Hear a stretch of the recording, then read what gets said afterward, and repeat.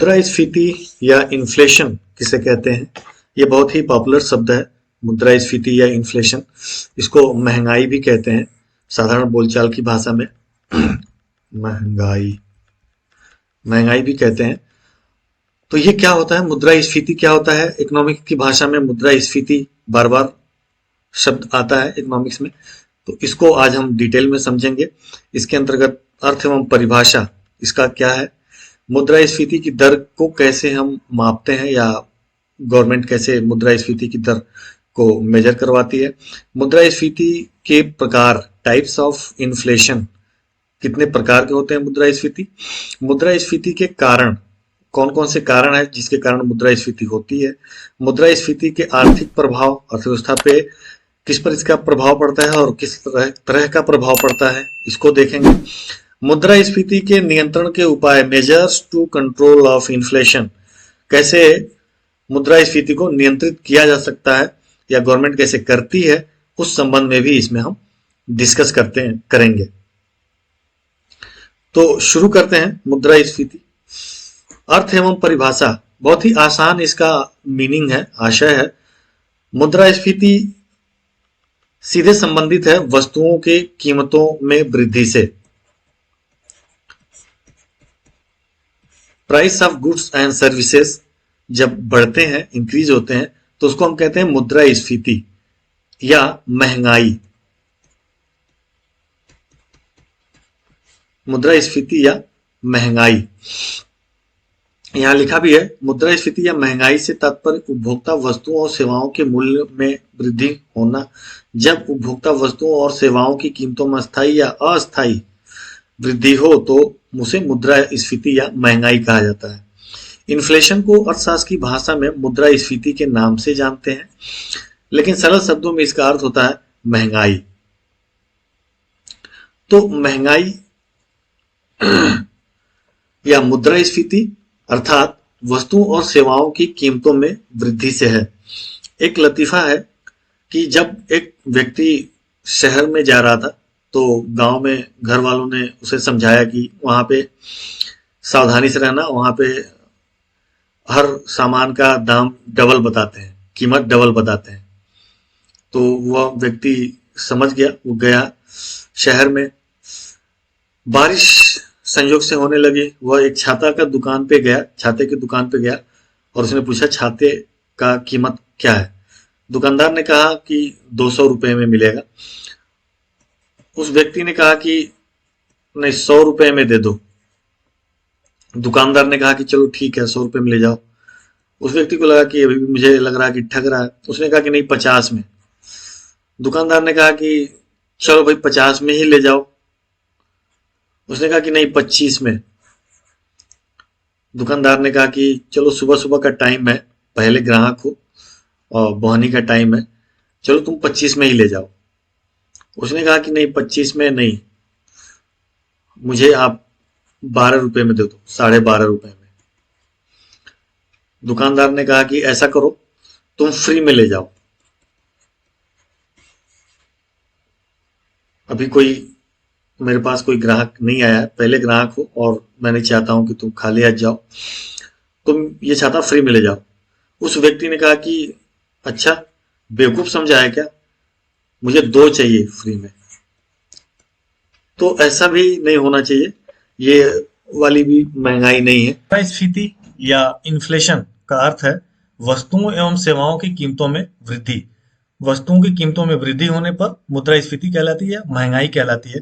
दूसरी ओर जब मुद्रास्फीति होती है तो मुद्रा का मूल्य घटता है। जब वस्तुओं की कीमतें बढ़ती हैं तो दूसरी ओर मुद्रा का मूल्य भी घटता है साथ साथ में।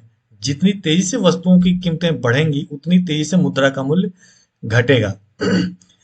मुद्रास्फीति का तात्पर्य है या कीमतों में वृद्धि का तात्पर्य है कि अब आपको उसी पैसे में, उतने ही मुद्रा में पहले से कम वस्तुओं की मात्रा मिल पाएगी। ठीक है, तो इसमें एक परिभाषा दिया गया है कि मुद्रास्फीति वह स्थिति है जिसमें मुद्रा का मूल्य गिरता है, अर्थात कीमतें बढ़ती रहती हैं। बात एक ही है, मुद्रा का मूल्य गिरेगा तो कीमतें बढ़ेगी, या कीमतें बढ़ती हैं तो मुद्रा का मूल्य घटता है, और इसके विपरीत भी। Inflation is a stage in which the value of money falling, that is prices are rising. मुद्रास्फीति एक ऐसी अवस्था है जिसका प्रभाव संपूर्ण राष्ट्र पर पड़ता है। कोई भी क्षेत्र एवं वर्ग इसके प्रभाव से वंचित नहीं रह पाता है। अर्थव्यवस्था में चाहे धनी हो, ऋणी हो, गरीब हो, विनियोगी हो, व्यापारी हो, वेतनभोगी हो, भूस्वामी हो, कृषक हो, सरकार हो, आयातकर्ता हो, निर्यातकर्ता हो, श्रमिक हो, उपभोगी हो, आदि प्रत्येक वर्ग पर इसका प्रभाव पड़ता है। मुद्रास्फीति की दर को मूल्य सूचकांकों के आधार पर मापा जाता है, जो दो प्रकार के होते हैं। मूल्य सूचकांक क्या होते हैं और किस प्रकार से उसके आधार पर मापा जाता है, इसको हम यहाँ पे देखने वाले हैं। दो तरह के मूल्य सूचकांक होते हैं, एक तो थोक मूल्य सूचकांक और एक उपभोक्ता मूल्य सूचकांक। थोक मूल्य सूचकांक को WPI यानी कि wholesale price index WPI कहते हैं। थोड़ा इसके जाल को समझ लेते हैं। वस्तुएं जहां बनती हैं उनको हम फर्म कहते हैं, ठीक है। उत्पादक या फर्म में वस्तुओं को बनाती हैं। यहां से थोक विक्रेता वस्तुओं को खरीदते हैं, ठीक है। होल सेलर वस्तुओं को खरीदते हैं प्राइस देकर के, ठीक है। अब ये जो प्राइस इनको देते हैं उनको हम होल सेल प्राइस कहते हैं। होल सेल प्राइस WPI जो ऊपर लिखा हुआ है WPI कहते हैं। अब ये होल सेल के दर पे खरीदते हैं, रेट पे खरीदते हैं। अब ये देते हैं किसको? खुदरा विक्रेता को, रिटेलर को, रिटेल सेलर को देते हैं। और ये जिस प्राइस को इनको देते हैं इसको हम रिटेल प्राइस कहते हैं या कंज्यूमर प्राइस इंडेक्स कहते हैं। तो ये दो तरह का प्राइस इंडेक्स पड़ता है। अब ये बेचते हैं उपभोक्ताओं को, जो CPI ही कहलाएगा। ये उपभोक्ताओं को खुदरा कीमत पर देते हैं। तो ये इस चैनल्स में वस्तुएं उपभोक्ताओं के पास पहुंचती हैं। तो WPI जो होलसेलर या थोक विक्रेता फर्मों को भुगतान करती हैं उसको हम कहते हैं, और उसके आधार पे कुछ चुनिंदा वस्तुओं के कीमतों की गणना की जाती है और उसके आधार पर मूल्यों की गणना की जाती है। फिर मुद्रास्फीति की दर को निकाला जाता है। इसमें केवल वस्तुओं के उत्पादन के प्रथम चरण में अदा किए गए मूल्यों की गणना की जाती है। भारत में मुद्रास्फीति की गणना इसी सूचकांक के आधार पर की जाती है। उपभोक्ता मूल्य सूचकांक CPI, कंज्यूमर प्राइस इंडेक्स कहते हैं इसको। उपभोक्ता मूल्य सूचकांक घरेलू उपभोक्ताओं द्वारा खरीदी गई वस्तुओं एवं सेवाओं के औसत मूल्य को मापने वाला एक सूचकांक है। कुछ ऐसी वस्तुएं होती हैं जो रोजमर्रा की जिंदगी में यूज होती हैं और सभी उपभोक्ता उन वस्तुओं को क्रय करते हैं। और इस तरह के वस्तुओं में मुख्य रूप से 8 प्रकार के वस्तुएं शामिल की जाती हैं। उनकी कीमतों को शामिल किया जाता है। शिक्षा, संचार, परिवहन, मनोरंजन, कपड़े, खाद्य एवं पेय, आवास और चिकित्सा खर्च। इन वस्तुओं की कीमतों को के औसत को निकाला जाता है और उसी के आधार पर मुद्रास्फीति को मापा जाता है। इसके आधार पर भी मुद्रास्फीति दर निकाला जाता है और बताया जाता है कि महंगाई बढ़ रही है कि घट रही है। इसको निकालने का फार्मूला यह है कि मुद्रास्फीति की दर जो x कोई वर्ष है, x वर्ष में कितनी है, तो इसको x वर्ष में मूल्य स्तर कैसे, इनका औसत निकाल लेंगे। ये जो 8 तरह की वस्तुओं को लिया गया है, इन वस्तुओं की कीमतों का औसत निकाल लिया जाएगा। इन औसत कैसे निकाला जाएगा? इन कीमतों को जोड़ करके और इनकी संख्या से भाग दे दिया जाएगा तो औसत निकल जाएगा। तो वो हो जाएगा ये मूल्य स्तर x वर्ष में क्या है, और फिर मूल्य स्तर पिछले वर्ष में क्या था, इन वस्तुओं का पिछले वर्ष क्या मूल्य था, और फिर उनके इन वस्तुओं की संख्या से भाग दे देंगे तो पिछले वर्ष औसत मूल्य निकल जाएगा। वो घटा देंगे और फिर उसमें भाग दे देंगे मूल्य स्तर पिछले वर्ष के मूल्य स्तर में। ठीक, पिछले वर्ष के मूल्य स्तर ये जो है यही सेम यहाँ पे आ जाएगा। तो इससे हम भाग दे देंगे और फिर 100 से गुणा कर देंगे तो हमें पता चल जाएगा कि मुद्रास्फीति की दर क्या है। तो ये फार्मूला है, बहुत आसान फार्मूला है निकालने के लिए। अब मुद्रास्फीति के प्रकार कितने प्रकार के होते हैं? मुद्रास्फीति कई प्रकार के होते हैं। उनकी स्पीड के हिसाब से मुद्रास्फीति किस दर से बढ़ रही है, किस दर से बढ़ती है, उसके स्पीड के हिसाब से मुद्रास्फीति के प्रकार बांटे गए हैं। तो पहला है स्क्रीपिंग इन्फ्लेशन, या इसको कहते हैं सरकने वाला मुद्रास्फीति, बहुत कम स्पीड से बढ़ने वाला मुद्रास्फीति, जैसे कि 3%, 5%, 3 से 5%, यानी कि 5% से बिलो जब मुद्रास्फीति की दर हो, जैसा हमने पीछे फार्मूला बताया, उस फार्मूला से यदि हम निकालते हैं मुद्रास्फीति और वह 5% से कम आता है, तो उसको हम कहेंगे कि ये मुद्रास्फीति सरकने वाला मुद्रास्फीति है। इसका अर्थ ये हुआ कि जो कीमत पिछले वर्ष, मान लेते हैं कि एक वस्तु की कीमत 100 रुपए थी, कोई एक्स वस्तु है या ए वस्तु है, उसकी कीमत कितनी थी? 100 रुपए थी, और अभी उसकी कीमत 105 रुपए हो गई है, 105 रुपए हो गई है। तो इसको हम कहेंगे कितना वृद्धि हुआ? 5% का वृद्धि हुआ।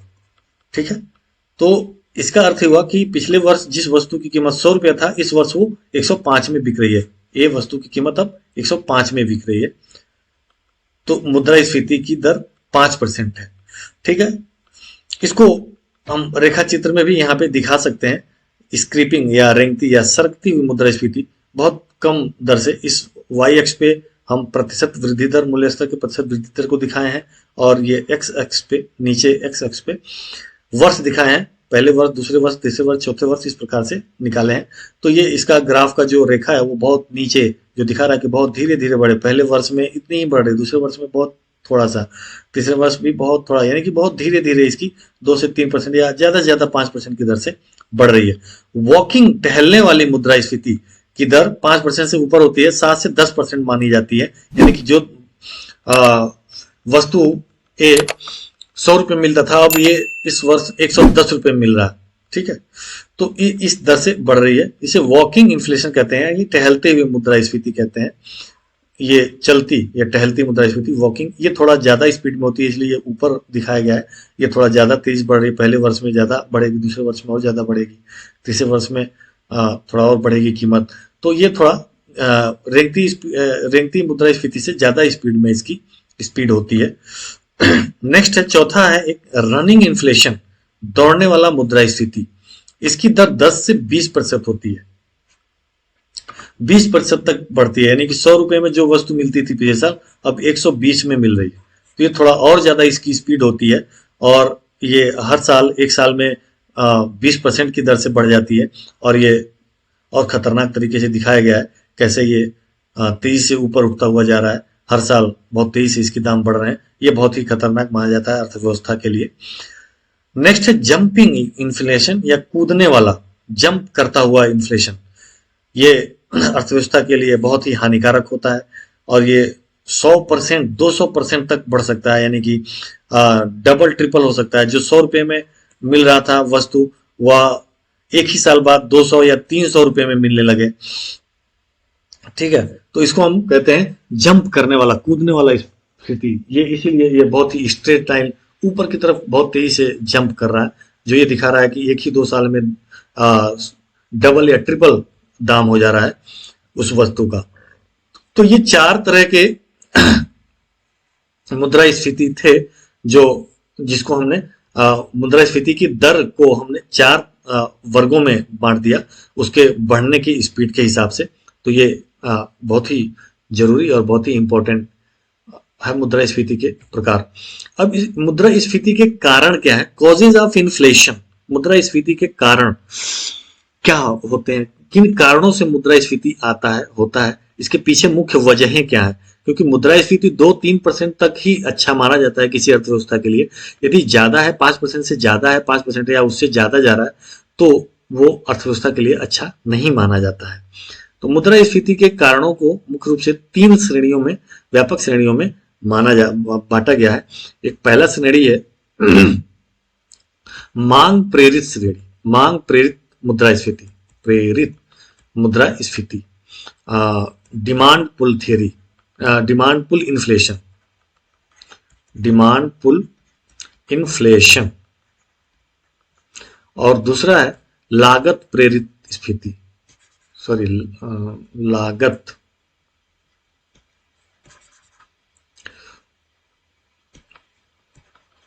लागत प्रेरित मुद्रास्फीति या कॉस्ट कॉस्ट पुल इन्फ्लेशन। और तीसरा है प्राइस एक्सपेक्टेशन एक्सपेक्टेशन या कह सकते हैं मूल्य वृद्धि प्रत्याशा। अब इन तीनों को हम डिटेल में समझेंगे। मांग प्रेरित स्फीति क्या है, लागत प्रेरित स्फीति क्या है, कॉस्ट पुल इन्फ्लेशन क्या है, और प्राइस राइज एक्सपेक्टेशंस किस तरह से मुद्रास्फीति को बढ़ाते हैं। इसको हम वन बाय वन करके यहाँ पे देखेंगे। मांग प्रेरित मुद्रास्फीति।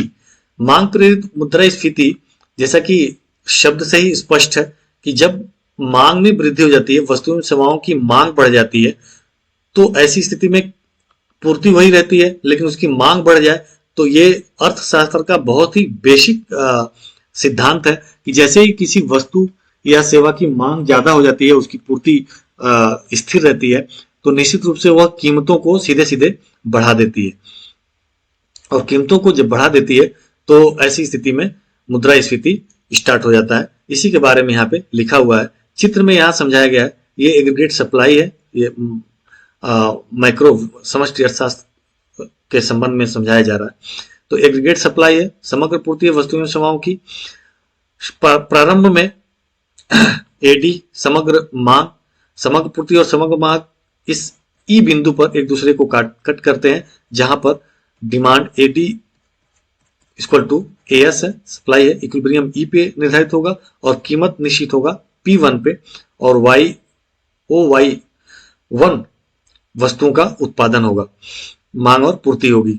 अब क्या हो रहा है कि डिमांड बढ़ जा रहा है, लोगों के पास इनकम बढ़ गई या किसी कारण से सहायता मिल गया, गवर्नमेंट की तरफ से कुछ मुआवजा मिल गया, गवर्नमेंट ने बेरोजगारी भत्ता दे दिया, किसी कारणों से मांग बढ़ करके शिफ्ट होकर के और AD2 हो जाती है। अब इक्विलिब्रियम कहां पे आ जाएगा, E1 पे आ जाएगा। अब E1 पर डिमांड और सप्लाई बराबर होंगे और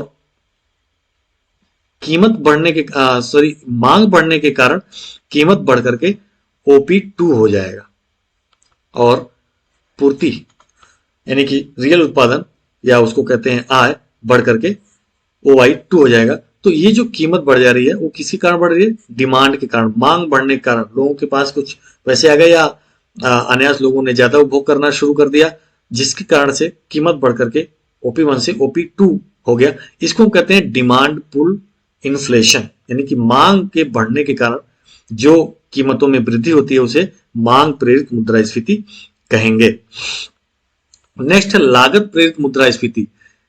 अब लागत प्रेरित, जाहिर सी बात है कि वस्तुओं के उत्पादन में यदि लागतें बढ़ जाए, लागत बढ़ जाए, यानी कि जो वस्तुओं के उत्पादन में जो लेबर लगे हुए हैं लेबर की कीमत बढ़ जाए, ठीक है, कच्चे माल की कीमत बढ़ जाए, रॉ मटेरियल की कीमत बढ़ जाए, लेबर की कीमत बढ़ जाए, तब क्या होगा, ट्रांसपोर्टेशन की कीमत बढ़ जाए, यानी कि ढुलाई की यातायात की कीमत बढ़ जाए, कच्चे तेल की कीमत बढ़ जाए, पेट्रोलियम पदार्थों का कीमत बढ़ जाए, जिसका आए दिन हमें असर देखने को मिलता है कि तेल की कीमत बढ़ जाती है, जिससे कि ढुलाई लागत बढ़ जाती है। ढुलाई लागत बढ़ने के कारण वस्तुओं की कीमतें बढ़ जाती हैं, क्योंकि सारी चीजें निर्भर हैं, क्योंकि मशीनें भी कच्चे तेलों के ऊपर ही निर्भर है। हमारे जो यातायात के वाहन है, जो सामान को एक स्थान से लेकर दूसरे स्थान तक जाते हैं, ए स्थान से लेकर बी स्थान तक जाते हैं, तो इसमें ढुलाई लागत बढ़ती है और जिसके कारण से उसकी लागत बढ़ने के कारण कीमतों में वृद्धि हो जाती है। तो ये कारण है, लागत में वृद्धि हो जाए तो कीमतों में वृद्धि हो जाएगी। इसको हम रेखा चित्र के माध्यम से दिखा सकते हैं, जो ये दिखा रहा है कि प्रारंभ में जो समग्र पूर्ति है AS1 और AD एक दूसरे को इस E बिंदु पर कट कर रहे हैं और कीमत निर्धारित होता है OP1 और उत्पादन OY1 है। अब लागत बढ़ने के कारण क्या होगा, जो उत्पादन है वो पीछे की ओर सरक जाएगा, पीछे की ओर शिफ्ट हो जाएगा और उत्पादन OY2 पर आ जाएगा। अब जो इक्विलिब्रियम है वो शिफ्ट होकर E1 पर आ जाएगा और कीमत बढ़ करके OP2 हो जाएगा, जिसके कारण, जिसको हम कहेंगे कि लागत प्रेरित, यानी कि लागत बढ़ने के कारण कीमतों में वृद्धि हो रही है, यानी कि वस्तुओं एवं सेवाओं की पूर्ति कम हो जा रही है। वस्तुओं की सेवाओं की पूर्ति कम क्यों हो रही है, क्योंकि लागत बढ़ गई है। अब जो उत्पादक है वो कम ही साधन खरीद पा रहा है, जिसके कारण कीमतें बढ़ जा रही हैं। दूसरा यह है कि जब लागत बढ़ेगी तो जाहिर सी बात है वो अपनी कीमत में वृद्धि कर देगा। कॉस्ट यदि बढ़ेगी तो हमने कॉस्ट थ्योरी में पढ़ा है कि वो प्राइस को सीधे सीधे बढ़ा देगा, क्योंकि कोई भी उत्पादक लॉस पे उत्पादन नहीं करता है, लॉस पे किसी भी वस्तु और सेवाओं का निर्माण नहीं करेगा। जब भी जिस भी कीमत पे उसे वस्तु और सेवाओं बनाएगा उससे ज्यादा कीमत पे वो बेचेगा, यानी कि कॉस्ट से ज्यादा प्राइस को रखेगा, तभी वो उत्पादन कर पाएगा। नेक्स्ट है मुद्रास्फीति की आशंका, एक्सपेक्टेशंस ऑफ इन्फ्लेशन। तीसरा, यदि लोगों को लगता है या कंपनियों को लगता है आने वाले दिनों में कीमतें बढ़ने वाले हैं, कई बार हम सुनते हैं कि फला वस्तु की कीमत बढ़ने वाली है तो सभी उपभोक्ता भागते हैं और उस वस्तु की ज्यादा से ज्यादा खरीदारी करके घर में स्टोर करने लगते हैं। तो इस कारण से भी डिमांड बढ़ जाती है और फलस्वरूप कीमतों को बढ़ना होता है और कीमतें बढ़ जाती हैं। इस मुद्रास्फीति को मनोवैज्ञानिक मुद्रास्फीति भी कहते हैं कि, या अफवाह भी कहते हैं। कई बार अफवाह के कारण मुद्रास्फीति बढ़ जाती है, कीमतें बढ़ जाती हैं, क्योंकि लोगों के बीच ये गलतफहमी या अफवाह फैल जाता है कि कीमतें फला चीज की बढ़ने वाली है, पेट्रोल की कीमतें बढ़ने वाली हैं तो लोग ज्यादा पेट्रोल खरीद के लगते हैं रखने। उनको लगता है कि प्याज की कीमत बढ़ने वाली है तो प्याज बहुत ज्यादा से ज्यादा खरीद के रखने लगेंगे। तो ये एक आशंका, एक्सपेक्टेशन के बेस पर भी कीमतें बढ़ जाती हैं। अब हम देखेंगे मुद्रास्फीति के आर्थिक प्रभाव, इफेक्ट्स ऑफ इन्फ्लेशन। मुद्रास्फीति के आर्थिक प्रभाव क्या क्या पड़ते हैं अर्थव्यवस्था में, तो इसको हम देखते हैं। निम्नलिखित प्रभाव है। विनियोगी, इन्वेस्टर्स जो इन्वेस्ट करते हैं, जो फर्मों में अपने पैसे लगाते हैं, कंपनियों में अपने पैसे लगाते हैं, तो इनके ऊपर क्या प्रभाव पड़ता है। तो इन्वेस्टर्स के ऊपर मुद्रास्फीति का अच्छा प्रभाव पड़ता है, इनको लाभ होता है, क्योंकि मुद्रास्फीति में हम जानते हैं, इन्फ्लेशन में हम जानते हैं कि प्राइसेस बढ़ते हैं, कीमतें वस्तुओं की बढ़ती हैं। जब कीमतें वस्तुओं की बढ़ेंगी तो फर्म को लाभ होगा, फर्म को लाभ होगा तो कंपनी में जो लोग इन्वेस्ट किए हैं उनको लाभ होगा, उनको ज्यादा पैसे जाएंगे। उत्पादक एवं व्यापारी वर्ग को क्या होता है, तो उत्पादक एवं व्यापारी वर्ग को लाभ होता है और इसमें निम्न प्रकार के लोगों को शामिल हम कर सकते हैं। जैसे ये 3 तरह के लोगों को हम इसमें शामिल किए हैं उत्पादक और व्यापारी वर्ग में। पहला है साहसी एवं व्यापारी, एंटरप्रेन्योर। चूंकि साहसी और व्यापारी क्या करता है कि इसके पास इतना पैसा नहीं होता है, ये हमेशा लोन लेकर के ही उत्पादन करता है। लोन लेने के कारण जब वस्तु एवं सेवाओं की कीमतें बढ़ती हैं तो हम जानते हैं कि वैल्यू ऑफ मनी, मुद्रा का मूल्य घटता है। मुद्रा का मूल्य घटता है तो जो लोन लिया है या जो ऋणी है, जो कर्जदार है, जो कर्ज लिया है, वो हमेशा लाभ में रहता है। कभी भी जब इन्फ्लेशन होता है, प्राइसेस बढ़ती हैं या इन्फ्लेशन होता है, तो जो ऋणी है, जो लोन ले रखा है, वो प्रॉफिट में रहता है। प्रॉफिट में इसलिए रहता है क्योंकि अब उसे वैल्यू ऑफ मनी कम हो रहा है। तो वैल्यू ऑफ मनी यदि वो वस्तुओं के टर्म में यदि उसकी बात की जाए तो उसे अब कम ही देना होगा। ठीक है, जैसे हमने आलू के दाम के उदाहरण लिया, यदि वो आलू के रूप में उसकी कीमत को देखा जाए तो आलू की कीमत यदि 20 रुपए बढ़ के हो गया तो यदि उसे 20 रुपए जो उधार देना है तो एक्चुअल में वो अब क्या करेगा, कम ही 1 किलो आलू ही देना होगा। 20 रुपए यदि दे रहा है, वो लौटा रहा है, तो 1 किलो आलू की कीमत जो 20 रुपए हो गई है बढ़ करके, और उसने कितना लिया था जब आलू की कीमत 10 रुपए थी, तो आलू बेचकर 20 रुपए कमा रहा है, लेकिन उसने उधार कितना लिया था, 10 रुपए। तो 10 रुपए ही वापस करने हैं, तो जो उधार दाता है, जिसने उधार दिया है, वो लॉस में रहेगा, लेकिन जिसने कर्ज लिया है वो लाभ में रहता है, क्योंकि उसे कम ही वापस करना होता है, क्योंकि वस्तुओं के दाम बढ़ चुके हैं। ठीक है। नेक्स्ट है आयातकर्ता एवं निर्यातकर्ता। आयातकर्ता हमेशा लॉस में रहता है। जब भी मुद्रास्फीति होती है, वस्तुओं की कीमतें बढ़ती हैं, तो आयातकर्ता हमेशा लॉस में रहता है, क्योंकि वह जो वस्तुओं को आयात करता है तो उसके लिए जो पेमेंट करता है वो इंडियन रुपीज में करेगा। तो चूंकि इंडियन रुपीज की वैल्यू कम हो गई है, मुद्रा कम हो गई है, तो अब ज्यादा मुद्रा दे करके तब खरीद पाएगा डॉलर को और तब भुगतान कर पाएगा। तो आयातकर्ता लॉस में रहता है। निर्यातकर्ता हमेशा प्रॉफिट में रहेगा, लाभ में रहेगा, क्योंकि वो निर्यात करता है तो उसे डॉलर मिलते हैं, डॉलर मिलेंगे, तो अब चूंकि मुद्रा का मूल्य कम हो गया है तो अब उसी डॉलर में ज्यादा मुद्रा उसे प्राप्त होंगे। नेक्स्ट है कृषक या भूस्वामी। तो कृषक अल्पकाल में कृषक लाभ की स्थिति में रहता है, क्योंकि वो जो लगान देता है वो पहले से निर्धारित होता है, और चूंकि प्राइसेस बढ़ चुके हैं, प्राइसेस कीमतें बढ़ी हुई हैं, तो ज्यादा कीमत में अपने आलू को, अपने सामानों को बेच करके और पैसा कमा रहा है, लेकिन लगान वो पहले की तरह रेंट पहले के अनुसार दे रहा है। तो कृषक लाभ में रहेगा, भूस्वामी हानि में रहेगा, लेकिन ये थोड़े समय के लिए रहेगा। लंबे समय में भूस्वामी लगान को बढ़ा देगा और ज्यादा लगान वसूल लेगा। श्रमिक एवं वेतन भोगी वर्ग। श्रमिक और वेतन भोगी वर्ग हमेशा लॉस में रहते हैं, क्योंकि जब कीमत बढ़ती है, मुद्रास्फीति का मतलब कीमतों का बढ़ना होता है, कीमत बढ़ती है तो इनका जो रियल वेज होता है वो घटता है। ठीक है, यानी कि रियल इनकम क्या होता है, घटता है। ठीक है, तो रियल इनकम जब घटता है तो इनको हानि उठानी पड़ती है, मजदूर वर्ग को और श्रमिक वर्ग को। रियल इनकम और मॉनेटरी इनकम दो तरह की इनकम होते हैं। रियल इनकम वस्तुओं के टर्म होता है और मॉनेटरी इनकम मुद्रा के रूप में होता है। जैसे यदि मुद्रा के रूप में यदि 100 रुपया उसे मिलता है और एक कोई वस्तु है जिसका वो उपभोग करता रहता है अपने जीवन में, तो 100 रुपए में मान लेते हैं कि 10 ए मिलता है। ठीक है, तो यानी कि 10 रुपए में एक ए मिल रहा है, तो 100 रुपए में 10 ए मिलता है। अब एक की कीमत यदि बढ़ करके 20 हो जाए तो अब कितना, 100 रुपए में कितना खरीदेगा, 100 रुपए में अब 5 ए ही मिलेगा। पहले 10 ए मिलता था, अब 5 ए मिलेगा।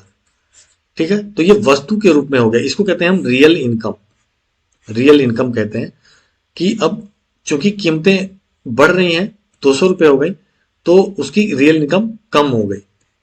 ठीक है, जो 100 रुपए में 10 ए मिलता था, अब उसी 100 रुपए में 5 ए, कीमत बढ़ गई तो 5 ए मिलेगा, तो रियल इनकम कम हो जाती है। और यही कारण है कि जो वेतनभोगी या मजदूर होता है, हर कुछ साल बाद आंदोलन करता है। बैंक, कई बार देखते हैं आप, बैंक में तालाबंदी होती है, फर्मों में तालाबंदी होती है, लोग विरोध करते हैं।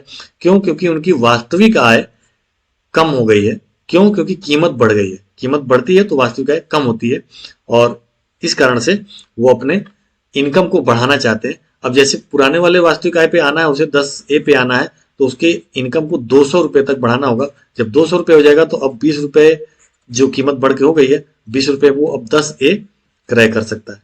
तो ये इसका गणित है, जिसके कारण वेतनभोगी और श्रमिक लॉस में आ जाते हैं और वो कहते हैं कि हमारी इनकम, मौद्रिक आय बढ़ा दो, क्योंकि हमारी वास्तविक आय कम हो गई है। नेक्स्ट है उपभोक्ता वर्ग। उपभोक्ता वर्ग हर कोई है, ये श्रमिक और वेतनभोगी सब उपभोक्ता वर्ग है, और निश्चित रूप से जब कीमतें बढ़ती हैं तो उपभोक्ता वर्ग हानि उठाता है, लॉस होता है। ऋणी एवं ऋणदाता। ऋणी हमेशा लाभ में होता है, ऋणदाता हमेशा हानि में होता है, क्योंकि ऋणदाता ने जो रुपया दिया था, जो लोन दिया था, उसका जो उस समय मूल्य था, और अब जब कीमत बढ़ गई, प्राइस बढ़ने के कारण अब उसका जो वैल्यू ऑफ मनी है, हम जानते हैं वैल्यू ऑफ मनी, अभी शुरू में हमने बता दिया था कि वैल्यू ऑफ मनी कम हो जाता है, मुद्रा का मूल्य कम हो जाता है। तो अब जो लोन वो दिया था, वो लोन उतना नहीं रहेगा। जैसे ये यदि 1 लाख रुपए लोन दिया होगा, तो अब जब कीमत बढ़ गई बीच में, तो 1 साल बाद वो 1 लाख रुपए ही नहीं रह जाता है, 1 लाख रुपए का वैल्यू क्या हो जाता है, कम हो जाता है, क्योंकि उसकी कीमत बढ़ गई है। क्योंकि ये हमेशा याद रखना चाहिए कि मुद्रा अपने आप में निष्क्रिय है, मुद्रा का अपने आप में कुछ भी यूज नहीं है, मुद्रा यूजलेस है। वो हमेशा वस्तु को खरीदने के लिए होता है, और वस्तु की कीमत जब बढ़ जाती है तो उसका वैल्यू कम हो जाता है, ये हमने शुरू में ही समझा।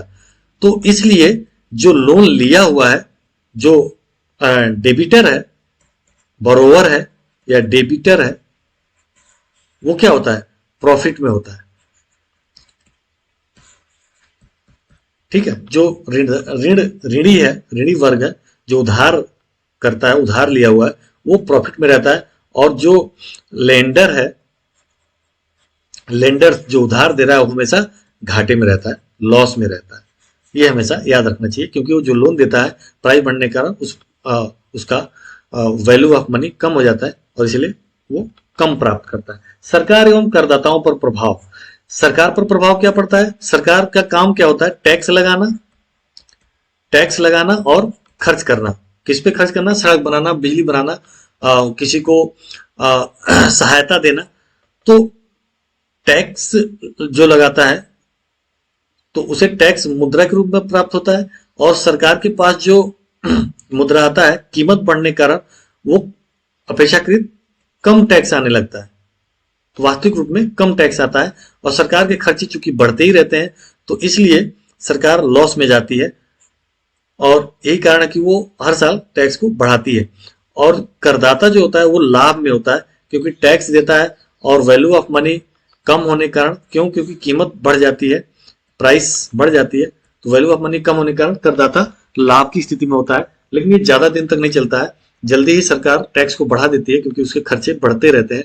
खर्चे, क्योंकि टैक्स लेकर खर्च करेगा, और टैक्स उसे यदि मुद्रा के रूप में मिल रहा है और खर्च कर रहा है जिन वस्तुओं पे, उन वस्तुओं की कीमतें तो बढ़ गई हैं। जैसे उसे मजदूर पे खर्च करना है, सड़क बनवाना है और मजदूर लगाना है उसमें, तो मजदूर की कीमत तो बढ़ गई है पहले से। पहले मजदूर 100 रुपये मिलता था, 500 रुपये मिल रहा है, तो सरकार घाटे में चली जाती है, इसलिए वो टैक्स को जल्दी ही बढ़ा लेगी। अब आते हैं मुद्रास्फीति को नियंत्रित कैसे किया जाए। मुद्रास्फीति, चूंकि हमने देखा कि कई प्रकार के मुद्रास्फीति होते हैं, और कभी कभी मुद्रास्फीति बहुत तेज हो जाती है, जो अर्थव्यवस्था के लिए बहुत हानिकारक होती है, तो उसको गवर्नमेंट कंट्रोल करती है।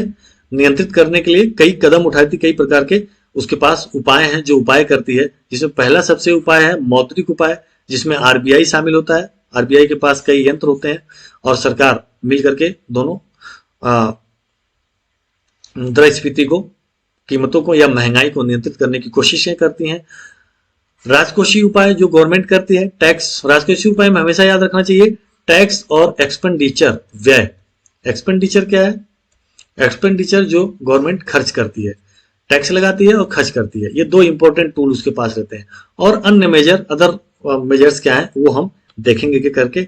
और पहले सबसे देखते हैं कि मौद्रिक उपाय में क्या क्या उपाय वो करता है। पहला है मुद्रा निगमन संबंधी नियमों को कठोर बनाना, यानी कि मुद्रा निगमन, क्योंकि मुद्रा निगमन से मनी की सप्लाई बढ़ जाती है, सप्लाई ऑफ मनी, एमएस बढ़ जाती है। एमएस जब बढ़ती है तो लोगों के पास मुद्रा बहुत ज्यादा पहुंच जाती है। लोगों के पास मुद्रा जब ज्यादा पहुंच जाती है, रेट ऑफ इंटरेस्ट कम हो जाता है।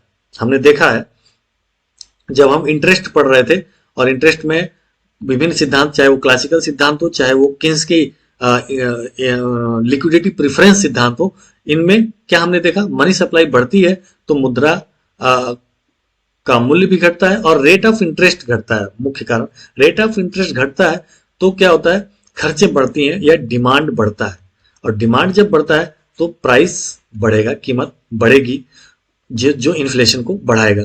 तो मुद्रा की सप्लाई को कम करना चाहिए, मुद्रा की सप्लाई को रोकना चाहिए, या इसके नियम कड़े करने चाहिए। यदि पहले से कोष नहीं रख रहे हैं, पहले से जो गोल्ड रखे जा रहे हैं, कोष रखे जा रहे हैं मुद्रा निर्गमन के बदले में, उस स्वर्ण को बढ़ाया जाए, उसकी मात्रा को बढ़ाया जाए। या यदि नहीं रखे जा रहे हैं तो कोष को रखने की नीति अपनानी चाहिए। नेक्स्ट है पुरानी मुद्रा वापस लेकर नई मुद्रा जारी करना। तो इससे मुद्रा वापस गवर्नमेंट के पास आ जाती है, लोगों के खर्चों पे पाबंद लगता है, डिमांड कम होता है, और डिमांड कम होने के कारण क्या होता है, प्राइस भी कम होता है। साख स्फीति को कम करना, रिड्यूसिंग क्रेडिट इन्फ्लेशन। मुद्रास्फीति कम करने के साख स्फीति को साख नियंत्रण के उपाय होते हैं गवर्नमेंट के पास, आरबीआई के पास, सेंट्रल बैंक के पास। तो केंद्रीय बैंक द्वारा बैंक दर या प्रतिभूतियों को बेच करके या बैंकों से अधिक कोष मंगाकर, ये तमाम तरह के टूल होते हैं आरबीआई के पास, जिसके माध्यम से साख को कम कर सकता है और साख को कम करके डिमांड को कम करेगा और डिमांड को कम करके प्राइस को कम किया जा सकता है। गवर्नमेंट के पास साख नियंत्रण के डिफरेंट उपाय होते हैं, जैसे बैंक दर क्या है? जो आरबीआई बैंकों को उधार देता है, जिस दर पर उसके बदले जो पैसे लेता है, जिस दर पे उधार देता है, उसको हम बैंक दर कहते हैं। तो बैंक दर बढ़ा देगा तो अब बैंकों को ज्यादा दर चुकाना पड़ेगा आरबीआई को उधार लेने के बदले। तो बैंक लोगों को अधिक रेट ऑफ इंटरेस्ट पे उधार देगा, रेट ऑफ इंटरेस्ट अधिक हो जाएगा, रेट ऑफ इंटरेस्ट अधिक हो जाएगा यानी कि लोन लेना महंगा हो जाएगा। तो लोगों के जेब में पैसे कम आएंगे, लोगों के जेब में पैसे कम आएंगे तो डिमांड कम होगा, डिमांड कम होगा तो प्राइस कम होगा। तो इस तरह से मौद्रिक नीति, जब साख नियंत्रण हम पढ़ेंगे तो मौद्रिक नीति उसमें किस तरह से काम करती है और कितने तरह से ब्याज दर को कंट्रोल करती है आरबीआई, उसमें हम देखेंगे। और कीमतें किस तरह से कम होती हैं और मांग कम होती है, फिर कीमतें कैसे कम होती हैं। रेपो रेट बढ़ा दिया जाता है, बैंक रेट बढ़ा दिया जाता है, सीआरआर बढ़ा दिया जाता है, ठीक है। तो इस तरह के जो कोष हैं, प्रतिभूतियां बेचती है आरबीआई, प्रतिभूतियों को बेच करके हाई रेट पर प्रतिभूति बेचेगी लोगों को आकर्षित करने के लिए। तो लोग ज्यादा प्रतिभूति खरीदेंगे, जिससे वस्तुओं और सेवाओं की मांग कम होगी तो फिर प्राइस ऑफ कमोडिटीज कम होगी। तो ये उपाय है। राजकोषीय उपाय जो गवर्नमेंट खर्च करती है और टैक्स लगाती है, तो राजकोषीय उपाय में अधिशेष बजट का निर्माण करना चाहिए। अधिशेष बजट का मतलब खर्च कम करना चाहिए और बचत का बजट बनाना चाहिए, घाटे का बजट नहीं बनाना चाहिए, जिसके कारण से खर्च कम होगा तो लोगों के पास पैसे कम जाएंगे, लोगों के पास पैसे कम जाएंगे तो निश्चित रूप से वो मांग को कम करेंगे। ऋण प्राप्ति, मुद्रास्फीति कम करने के लिए गवर्नमेंट को ऋण पत्र, डिबेंचर्स बेचने चाहिए, जनता को यह पत्र खरीदने के लिए प्रोत्साहित किया जाना चाहिए। इनामी बांड, बचत पत्र भी ऐसे राशियों में निर्मित करना चाहिए जिन्हें सभी वर्गों के व्यक्ति खरीद सकें और इन ऋण पत्रों को हाई रेट ऑफ इंटरेस्ट पे बेचना चाहिए, जिससे लोग आकर्षित होकर के उसको खरीदें ताकि उन्हें भविष्य में लाभ हो। नेक्स्ट है सार्वजनिक व्यय पर नियंत्रण करना चाहिए। जो गवर्नमेंट तमाम तरह के खर्चे करती है, मुआवजा देती है और किसी प्राकृतिक आपदा में लोगों को भत्ता देती है, बेरोजगारी भत्ता है या किसी प्रकार का भत्ता है, लोगों को मौद्रिक सहायता है, तो इसको कम करना चाहिए ताकि लोगों के जेब में पैसे कम जाए और वो कम वस्तुओं सेवाओं की खरीदारी करें, जिससे कि कीमतें कंट्रोल रहें। करों में वृद्धि करना चाहिए, टैक्स लगाना चाहिए और जिससे कि गवर्नमेंट को टैक्स प्राप्त हो और गवर्नमेंट के पास पैसे जाएं, जिससे महंगाई कम हो। बचतों को प्रोत्साहित करना चाहिए, बैंकों में बचत को प्रोत्साहित करना चाहिए। रेट ऑफ इंटरेस्ट को बढ़ाना चाहिए, रेट ऑफ इंटरेस्ट बढ़ेगा तो लोग सेविंग को बढ़ाएंगे, सेविंग को बढ़ाएंगे तो कंजम्पशन कम होगा, कंजम्पशन कम होगा तो प्राइस भी कम होगा। तो इस तरह से नेक्स्ट है मजदूरी बंधन। मजदूरी बंधन का मतलब होता है कि जो वेज है, वेज को 5-10 साल के लिए फिक्स कर देना कि भाई 500 रुपए ही फिक्स रहेंगे अगले 10 साल के लिए। तो इससे भी कीमतों पर नियंत्रण रहता है, प्राइसेस कम रहते हैं, घटते हैं। यह नीति जर्मनी ने लगाया था द्वितीय विश्व युद्ध के दौरान 1945 में, 40-45 के दौरान उन्होंने मजदूरों में कोई मजदूरी में वृद्धि नहीं की। नेक्स्ट है उत्पादन वृद्धि।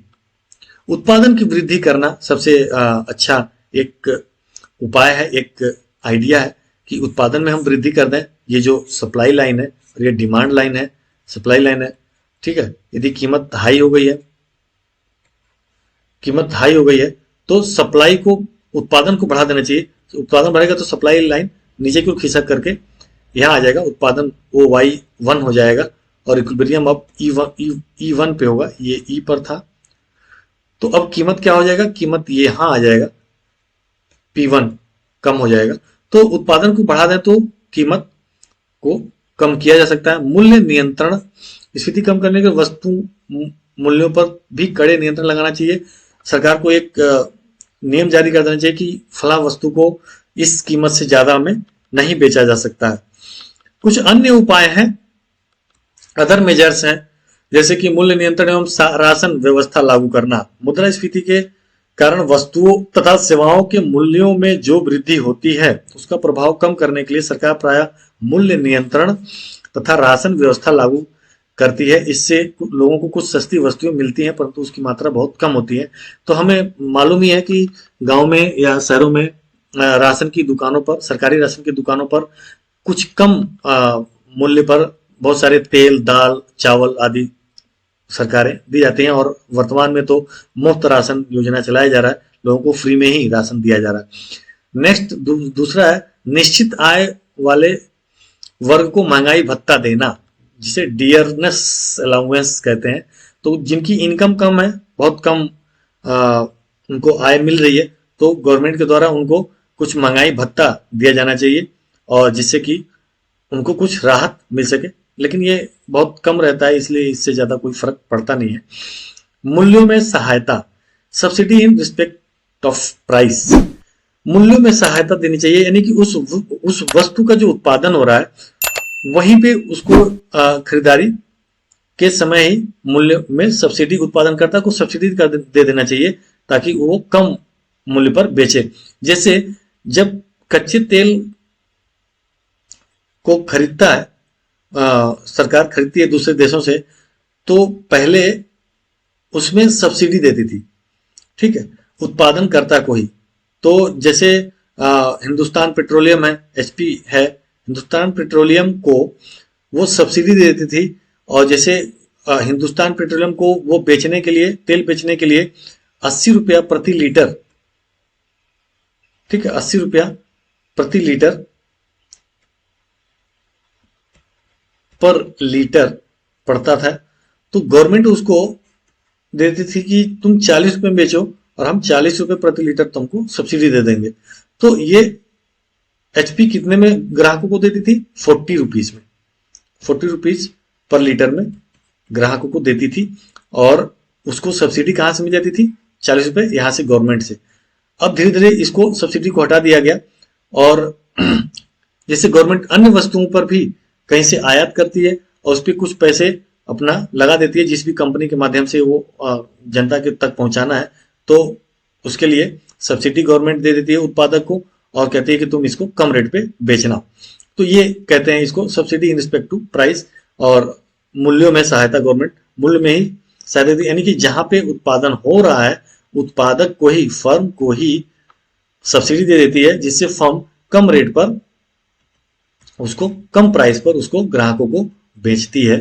तो इसको इस तरह से भी इन्फ्लेशन को कम कर सकती है गवर्नमेंट।